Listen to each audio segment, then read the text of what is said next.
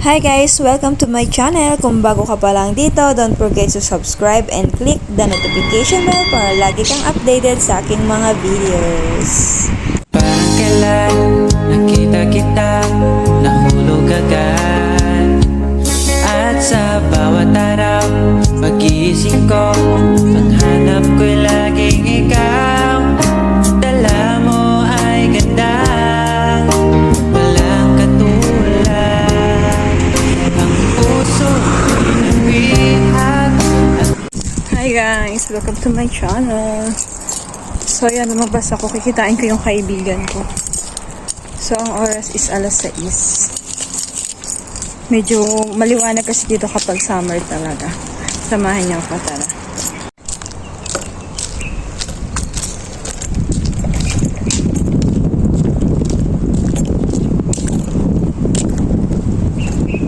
So yan, doon naakyat pa ako doon sa pinakataas doon. Sa pataas. Doon kami makikita ng aking friend. So yan guys, welcome to my channel. Ayan is lemon. So dito is maraming mga puno ng lemon sa labas. Na pwede ka lang kumuha. Unlike sa atin sa Pilipinas, is kailangan mong bumili. Magkano pa isang piraso? 30 pesos, di ba? Dito, lumabas ka lang, may lemon ka na sa labas. Kasi ang daming prutas dito sa labas na tinatanim nila sa mga kanto-kanto, sa mga street, ganun. Pahay guys. Lalagay sa white. Sa white ako na po. Ayun sa medyo sis sa loob. Ayan o. Ayan o. A few moments later. Oo nga. Pwedeng gawing titong mga ano na to. Wala tayong panungkit. Bidya. Alam lang sa puno. Pero maano yan sis? Madaming laman sa loob. Ang tataas ano? Ang tataas. Wala tayong panungkit? Ano? Oo nga, nalimutan ko sinabi yung panungkit. Idurbil nga natin si ano?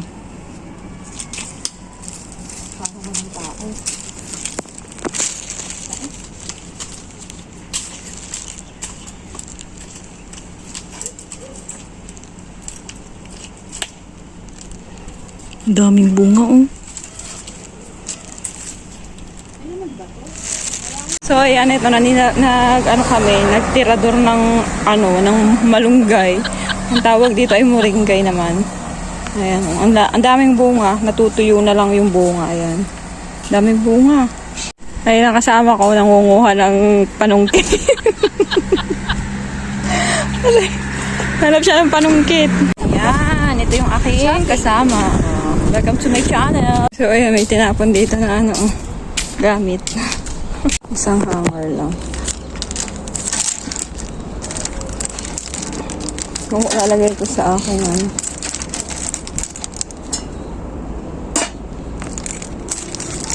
akong hanger.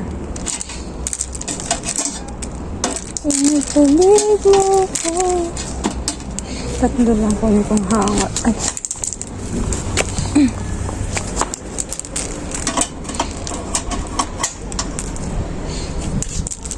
Akong hanger. Hindi ko nilahat. Ayan, may tinapon dito mga biscuit yan. Ito yung tapunan. Tingnan ko itong may tinapon na sapatos. Ayan. Tas bote. Ito original na Nike. Tinapon. Pero pwede pa siya pag nilabahan. Ano ba size na ito? Size 41. Mas may bote din na tinapon. Kukunin ko yung bote.